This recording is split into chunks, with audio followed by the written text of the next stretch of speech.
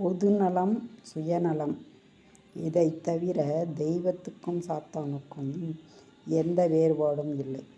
தேவசக்தி ஆற்றல் நிரம்பியது என்றால் அசுர சக்திகளும் அபரிமிதமான ஆற்றல் படைத்தவைதான்.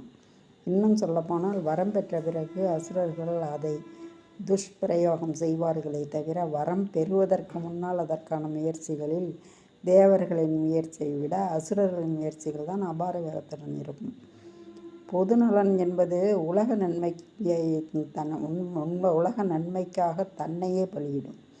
சுயநலம் என்பதோ தனக்காக உலகத்தையே பலி கொடுக்க தயாராகும். உயரிய நலன்களில் தனிப்பட்ட ஆசாபாசம் இருப்பதில்லை. சுயநலன்களில் எண்ணம், பேச்சு, செய்கை எல்லாமே பாசாங்காக மட்டுமே இருக்கும்.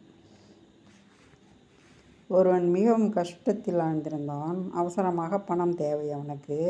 யாரிடம் கேட்பது என்றெண்ணியபடியே நடந்து போய் கொண்டிருந்தான். வழியில் ஒரு கோயில் தென்பட்டது.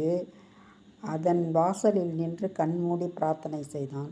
இறைவா, எனக்கு உணவுக்கே வழியில்லை, வாடகை வேறு கொடுக்க வேண்டும், எனக்கு அவசரமாக பணம் தேவை, அதை எப்படியாவது கிடைக்க அருள் செய்.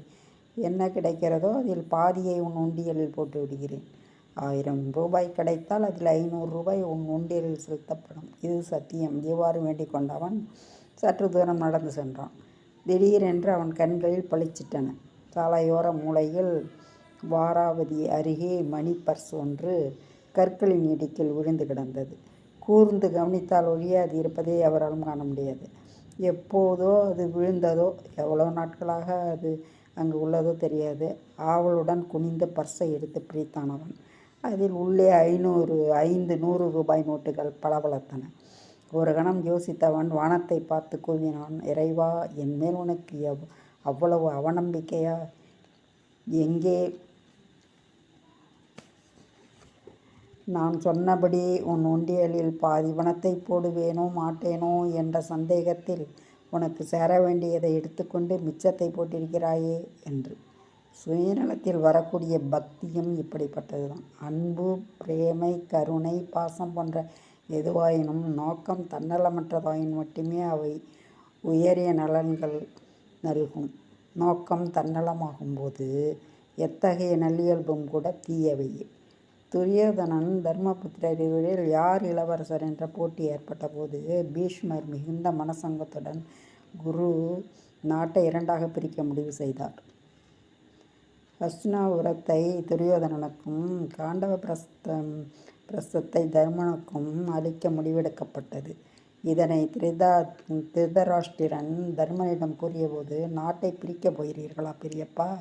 வேண்டாம், நாட்டின் என் பங்கினையும் சேர்த்து துரியோதனனுக்கே கொடுத்து விடுங்கள். பிரிவினையால் எல்லைகள் குறுகும், பலம் குன்றிவிடும், சாம்ராஜ்யத்தின் கட்டுக்கோப்பை சிதைந்துவிடும். யார் மன்னனானால் என்ன? தம்பி துரியோதனனே நாடாளட்டும் என்றான். உயர் நலன் என்றும் பாசாங்கு செய்யாது. அதனிடம் நியாயம், கருணை, செயல்படுத்தும் ஆற்றல் மூன்றும் இருக்கும். சுயநலத்திடம் திடமாக உத்தரவிடும் வன்மை கிடையாது. அது பல்வேறு முகமூடிகளை அணியும். பாண்டவர்களை அரக்கு மாளிகைக்கு துரியோதனனால் நேரடியாக போக சொல்ல முடியவில்லை. அதனால் மறைமுக சூழ்ச்சிகளை அவன் நாடினான். அவர்களின் அஞ்ஞான வாசத்தை உடைக்க விராட நாட்டின் மீது போர் தொடுக்கவும் மறைமுக சமாதானங்களை பொய்க்காரணங்களையும் நாடினான். காரணம், அவன் நோக்கத்தில் அதர்மம் இருந்தது. கிருஷ்ணனின் நோக்கங்கள் நேராயிருந்தன. அதனால் திடமாக அவரால் உத்தரவிட முடிந்தது. 14ஆம் நாள் பாரத போரில் எவராலும் துரோணருடன் போரிட முடியவில்லை. அவர் பிரம்மாஸ்திரத்தை பிரயோகிக்கும் நிலையில் இருந்தார்.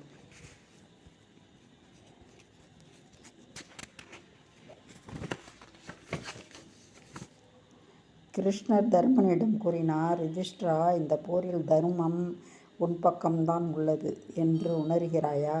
தர்மர் அதற்கு தலையசைத்தார்.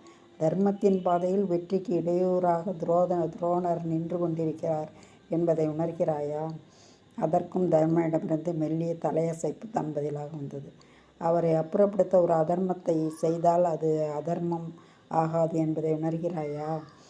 தர்மர் ஆம் என்று ஒப்புக்கொண்ட பின்பே அஸ்வஸ்தாமன் இறந்தான் என்று பீமனை கூவுமாறு கிருஷ்ணர் சொல்கிறான்.